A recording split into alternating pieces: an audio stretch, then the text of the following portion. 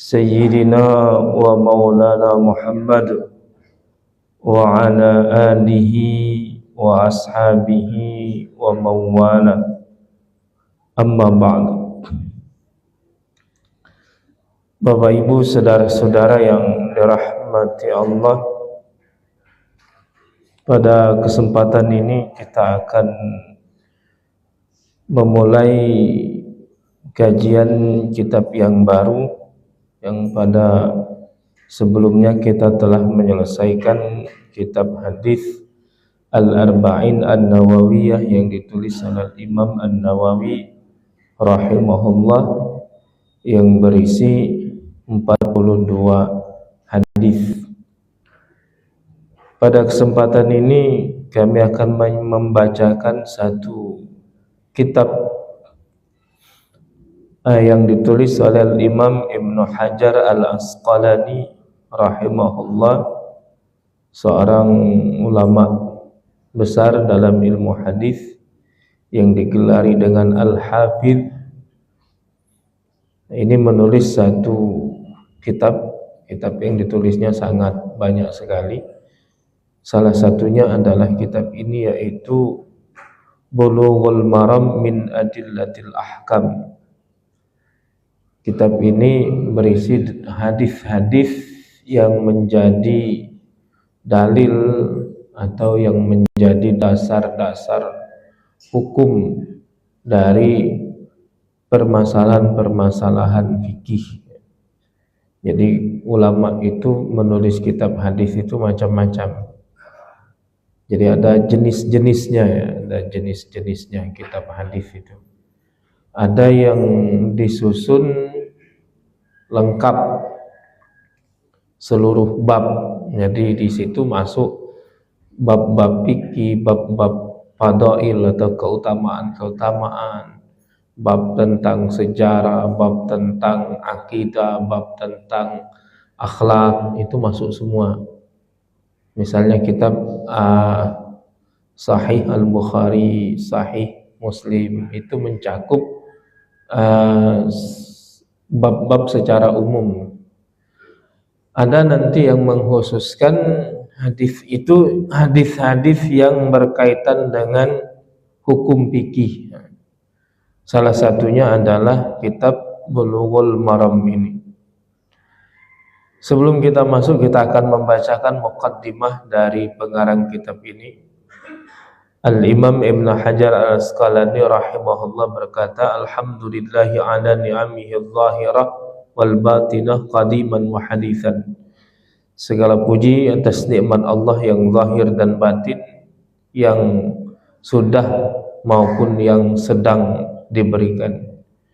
Wassalatu wassalamu ala nabiyhi wa rasulihi Muhammad wa alihi wa sahbihi alladzina saru fi nusrati dinihi sayran hatitha. Salawat dan salam kepada Nabi dan Rasulnya Muhammad dan keluarganya serta sahabatnya yang selalu berjalan dalam menolong agamanya. Wa ala atba'ihim alladzina warithu ilmahum, juga kepada para pengikut mereka yang mewarisi ilmu-ilmu mereka. Wal ulama warathatul anbiya, juga kepada para ulama sebagai pewaris para nabi. Akrama bihim warithan wa mawruthan, semoga Allah memuliakan yang mewarisi dan yang diwarisi. Amma ba'd, fahadha mukhtasarun yashtamilu ala usulil adillah al-hadithiyah lil ahkam asy-syar'iyyah. Imam Ibn Hajar berkata, ini adalah kitab yang ringkas yang mencakup pokok-pokok dalil-dalil yang bersumber dari hadis dalam hukum-hukum syariat. Harrartuhu tahriran balighan liyasira man yahfadhuhu min baini aqrabihi nabighan wa yasta'inu bihi at-talibul mubtadi wa la yastaghni anhu ar-raghibul muntahi. Aku kumpulkan, aku teliti dengan baik, diringkas supaya ini dapat menjadi penolong bagi orang yang belajar pemula, dan juga ini juga dibutuhkan bagi orang-orang yang belajar tingkat akhir, artinya ini untuk pemula cocok, dan untuk yang tingkat akhir pun ini juga sangat dibutuhkan. Wa qad bayyantu aqiba kulli haditsin man akhrajahu minal a'immah li aradati nushil ummah. Dan aku jelaskan, kata beliau, setiap hadis yang dikeluarkan, setelah setiap hadis itu aku jelaskan siapa yang meriwayatkannya. Di setiap kali menyampaikan hadis, maka beliau menyebutkan siapa yang meriwayatkannya dalam rangka memberi nasihat kepada umat. Fal muradu bis sab'ah. Nah, ini beliau menyebutkan beberapa istilah khusus beliau. Maka yang dimaksud dengan as-sab'ah, kadang-kadang Imam Ibnu Hajar sebut hadis ini diriwayatkan oleh imam yang 7. Nah, siapa yang imam yang 7? Kalau aku nyebut imam yang 7, maka yang dimaksud, kata beliau, adalah Ahmad wal Bukhari wa Muslim wa Abu Daud wa Nasa'i wa Tirmidzi wa Ibnu Majah. Kapan aku nyebut hadis ini diriwayatkan oleh imam yang 7, maka yang dimaksud itu adalah Imam Ahmad, Imam Al-Bukhari, Imam Muslim, Imam Abu Daud, Imam At-Tirmidzi, Imam An-Nasa'i, dan Imam Ibnu Majah. Jadi kapan disebut imam yang 7, yang dimaksud itu. Wa bisittah, kalau aku nyebut imam yang 6, maka yang 7 tadi dikurangi Imam Ahmad. Jadi yang 7 tadi dikurangi Imam Ahmad.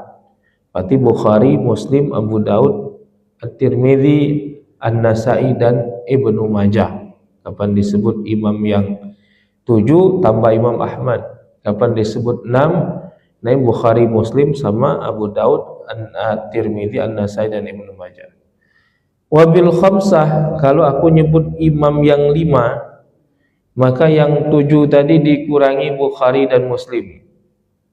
Berarti Imam Ahmad, Imam Abu Daud, Imam At-Tirmidzi, Imam An-Nasa'i, dan Imam Ibnu Majah kalau disebut imam yang 5. Wabil arba'ah, kalau aku nyebut imam yang 4, maka itu selain Bukhari, Muslim, dan Imam Ahmad, berarti Abu Daud, At-Tirmidzi, An-Nasa'i, dan Ibnu Majah kalau disebut imam yang 4. Wabil thalathah, kalau aku sebut imam yang 3, maka yang dimaksud itu adalah At-Tirmidzi, An-Nasa'i, dan Ibnu Majah.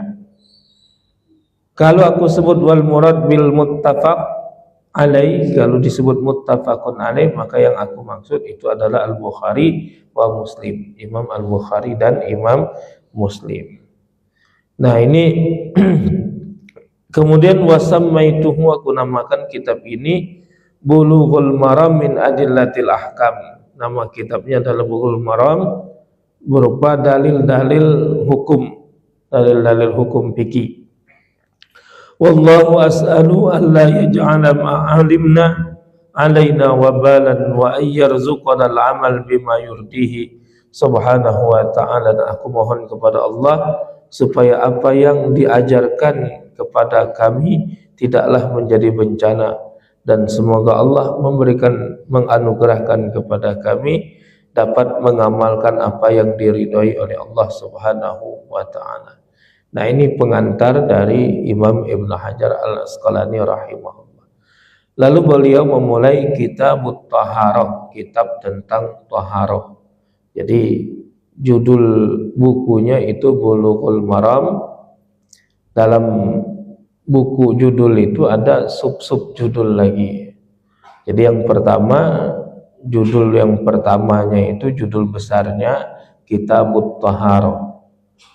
Kitab Taharah. Dalam kitab ini terdapat beberapa bab. Nah ini Kitabut Taharah, kitab tentang taharah atau bersuci. Bab yang pertama Babul Miyah, bab tentang air. Ini beliau memulai hadis yang pertama dalam bab tentang air.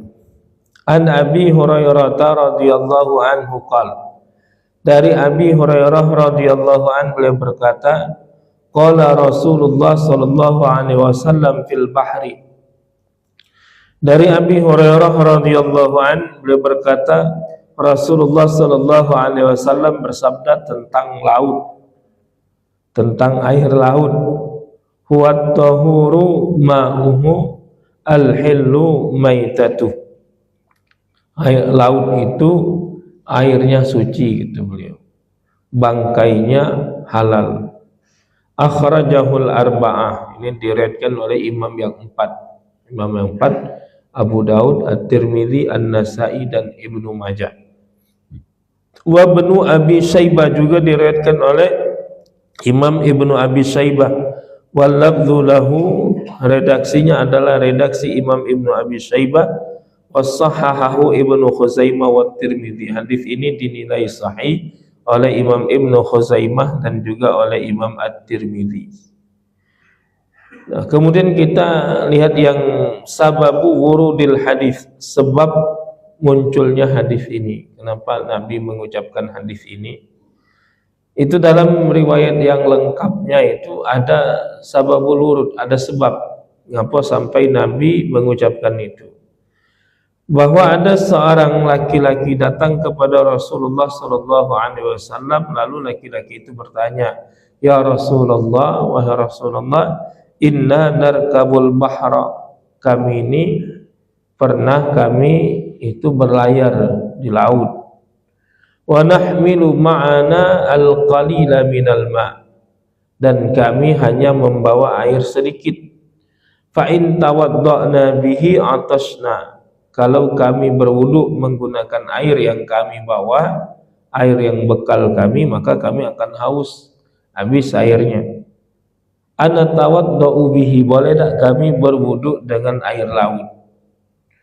Faqala Rasulullah sallallahu alaihi wasallam, maka Rasulullah sallallahu alaihi wasallam bersabda, huwa tahuru ma'uhu al-hillu maitatu. Laut itu airnya suci, dapat digunakan untuk bersuci, dan bangkainya itu adalah halal. Nah, ini sampai Nabi mengucapkan itu karena ada yang bertanya, ada sahabat yang berlayar di laut, bawa air tawarnya cuma cukup untuk wudhu. Kalau dipakai wudhu nanti kehausan, tidak bisa minum. Kalau dipakai minum tidak bisa digunakan untuk berwudhu, tidak cukup karena airnya sedikit. Maka dia bertanya kepada Nabi, boleh tak kalau berwudhu dengan air laut? Maka Nabi jawab, boleh. Nah, air laut itu at-tahuru. Tahuru itu artinya suci lagi menyucikan. Jadi beda arti. bukan sekedar suci. Ketika disebut dengan at-tahur itu artinya dapat digunakan untuk bersuci. Karena air itu kan ada yang suci tetapi tidak bisa digunakan untuk bersuci. Jadi air itu dari sisi dari sisi suci atau tidak, itu ada air yang suci, ada air yang najis. Jadi kalau air yang najis, air yang bercampur dengan najis. Air yang bercampur dengan najis dan airnya sedikit. Kalau airnya banyak bercampur dengan najis, maka itu tergantung apakah najis itu merubah sifat air atau tidak. Kalau airnya berubah, walaupun airnya banyak, maka hukumnya tetap najis. Airnya banyak, satu kolam, banyak air satu kolam, karena batasan banyak atau sedikit itu adalah 2 kula. Itu dianggap banyak, kurang dari 2 kula itu dianggap sedikit. Berapa 2 kula itu? 2 kula itu ini perkiraan lebih kurang itu adalah, kalau pakai sentimeter, pakai tempat persegi, itu adalah 60 kali 60 kali 60 cm. Berapa 6 kali 6? 36. 6 kali 6 36, 6 kali 3 18, 216 liter. Nah, itu ukuran 2 kulah itu sekitar 216 liter. 216 liter. Artinya kalau kita punya bak ukurannya semeter kali semeter kali semeter, itu kan 1000 liter. Berarti itu sudah lebih dari 2 kula. Karena kalau 1 kali 1 kali 1 itu berarti 1 kubik ya. 1 kubik itu 1000 liter. Kalau itu berisi seperempat, bak yang 1 meter tadi, 1 meter kubik, isinya seperempat, berarti kan 250 liter. Berarti itu sudah dianggap banyak. Kalau baknya kecil, ukurannya 60 kali 60 kali 60, misal segini, tingginya segini, lebarnya segini 60, panjangnya ini juga sisinya tuh 60 galon.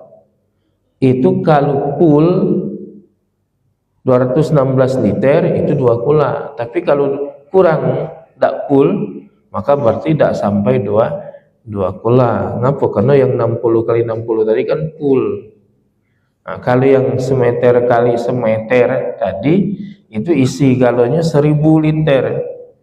Kalau separuh berarti 500, lebih 2 kula. Kalau seperempat masih lebih karena 250 liter kan, 250 liter. Maka kalau kurang dari seperempat, nah kita agak ragu, kali kurang dari 200 liter atau 216 liter, berarti itu dianggap air yang sedikit. Jadi batasan banyak sedikit itu.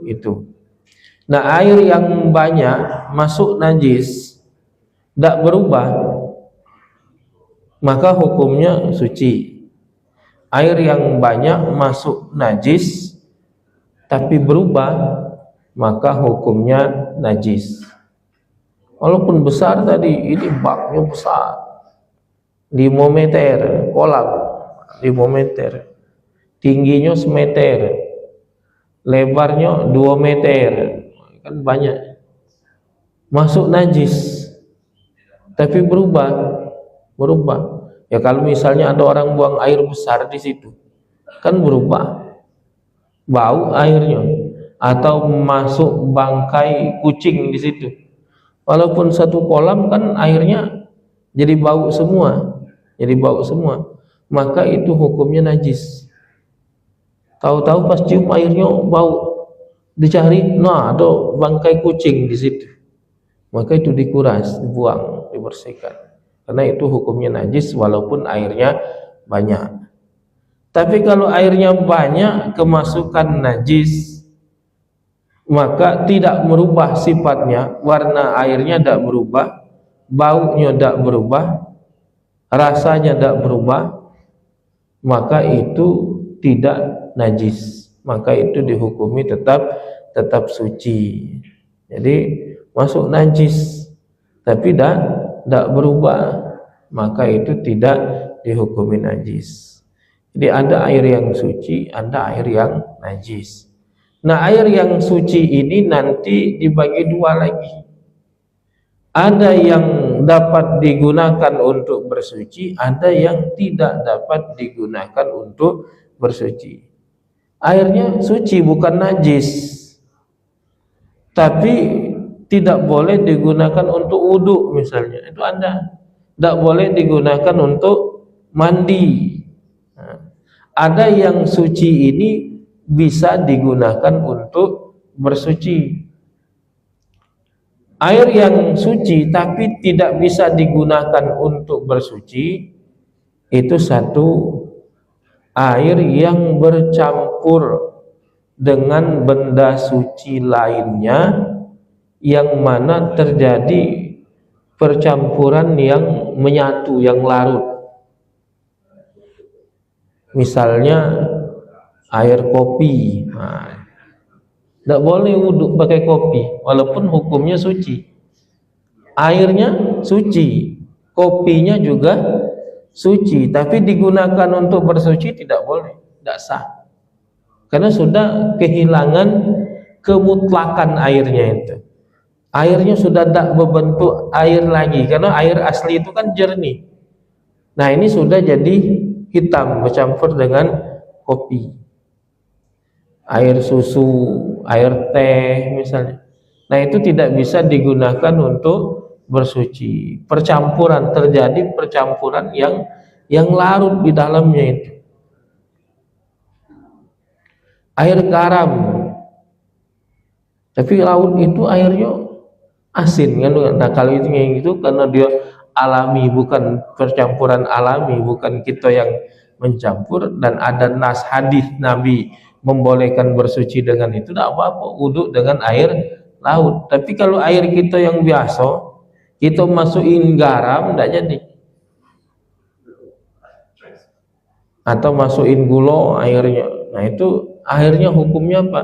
Hukumnya suci tetapi tidak dapat digunakan untuk bersuci. Oh, ini mandi pakai air susu misalnya, boleh tak? Boleh, baik kan, suci.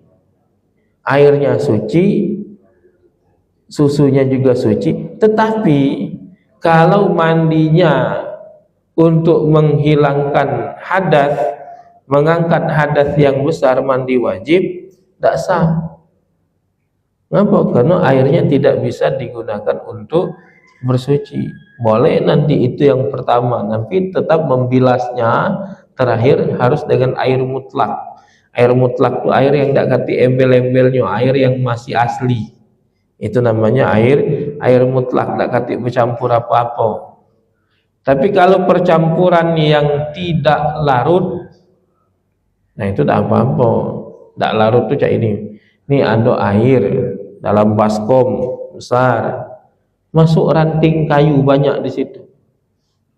Masuk ranting kayu itu banyak, berubah ada airnya? Tidak berubah, karena dia bercampur baik tapi tidak larut dengan air itu. Maka yang itu hukumnya tetap air mutlak, airnya suci, bisa digunakan untuk bersuci. Yang tidak bisa digunakan untuk bersuci itu sudah bercampur larut dengan benda suci lainnya. Kalau bercampur dengan najis jadi najis. Sekarang ini bercampur dengan sesuatu yang suci, maka hukum airnya itu adalah suci. Hukum airnya suci, tetapi tidak bisa digunakan untuk bersuci. Yang kedua, air yang suci tapi tidak dapat digunakan untuk bersuci itu adalah air yang mustakmal. Air mustakmal itu air yang sudah digunakan untuk bersuci, tidak bisa digunakan dua kali. Sudah dipakai, ya dia tidak baca lagi, dipakai lagi. Sak mana? Misalnya ini ada ember kecil, kita wudhu. Nah, disitulah kita pakai cuci muka, tampung situlah, cuci tangan situlah. Nah, itu kan airnya sudah dipakai, itu namanya mustakmal, sudah digunakan untuk bersuci. Maka tidak boleh digunakan untuk bersuci yang kedua kalinya. Kenapa? Karena statusnya mustakmal. Dari mana dalil bahwa air mustakmal itu tidak boleh digunakan? Padahal status air mustakmal itu suci.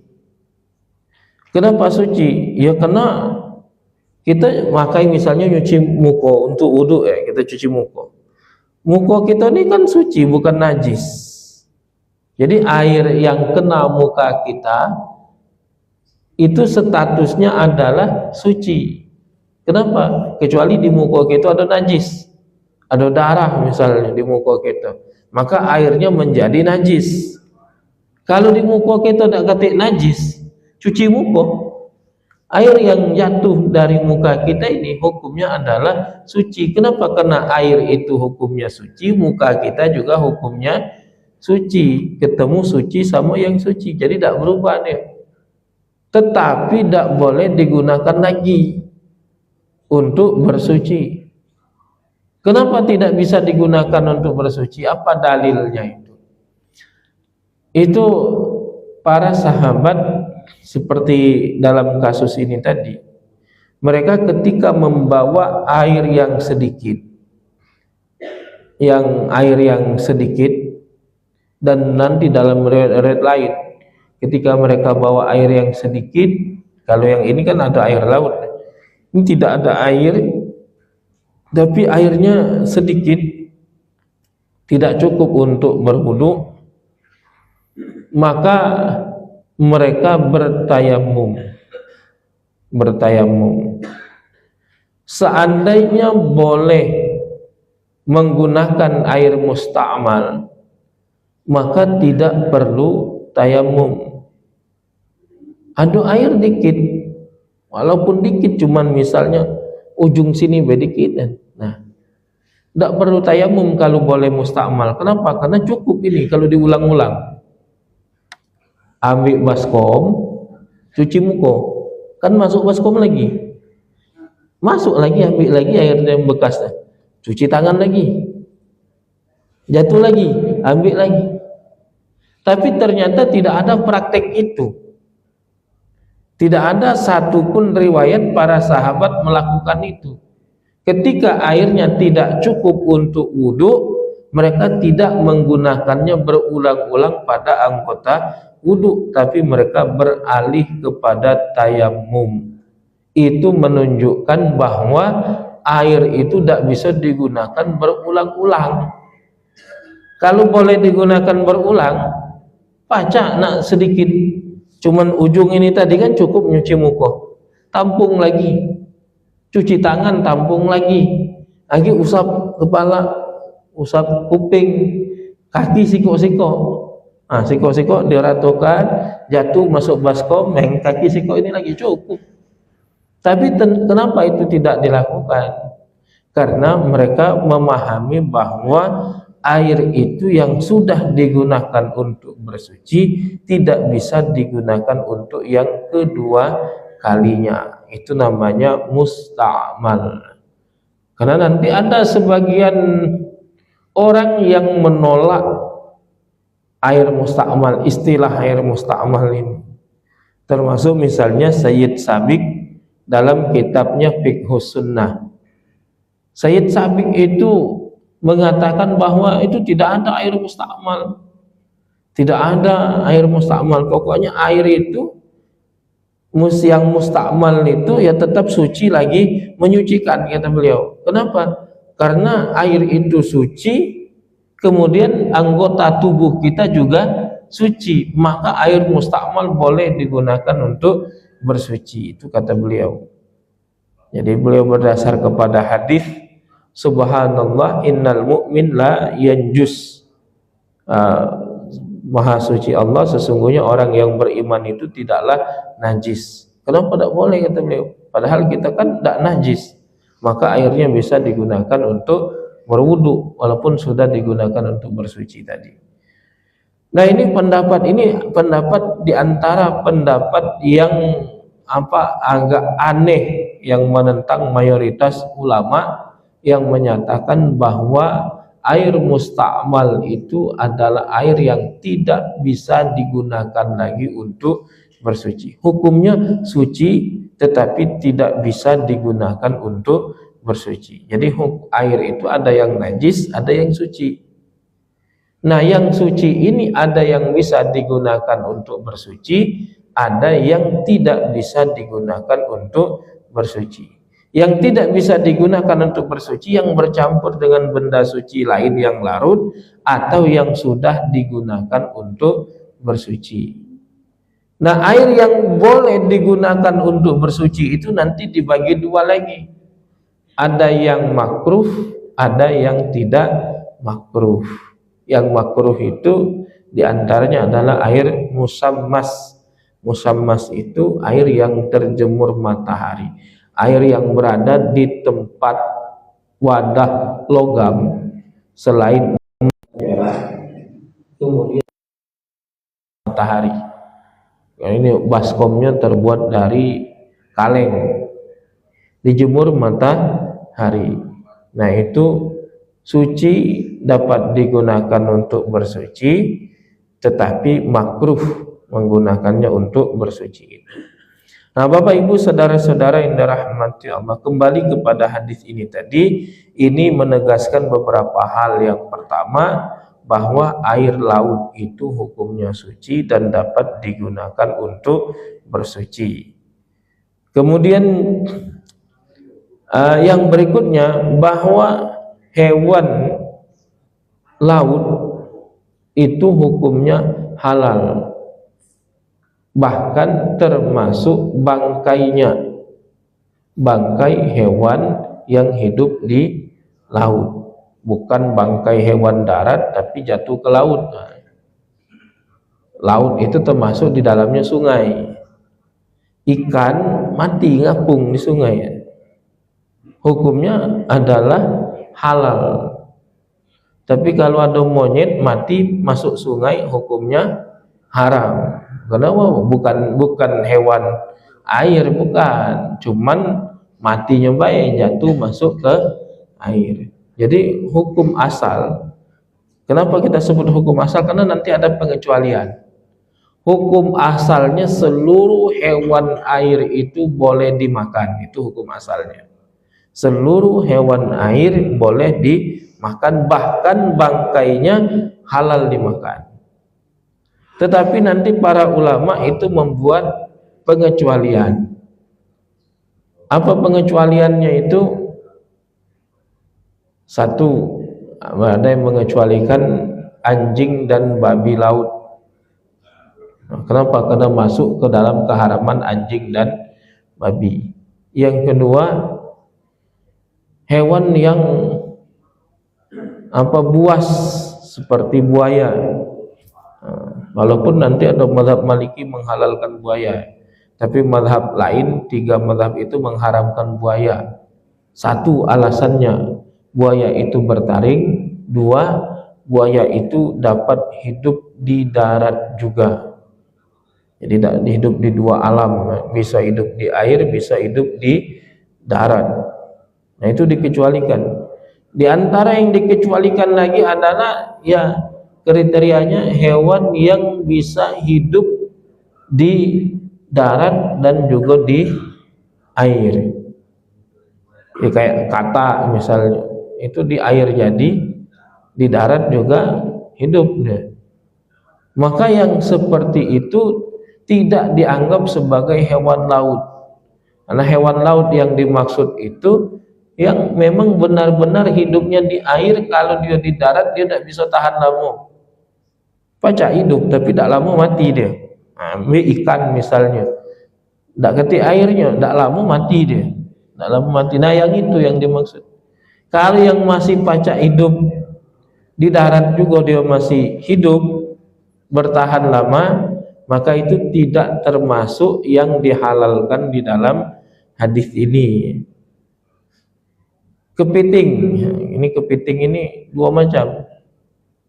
Ada kepiting yang memang hidupnya tidak bisa di darat, tidak bisa lama, kalau lama mati.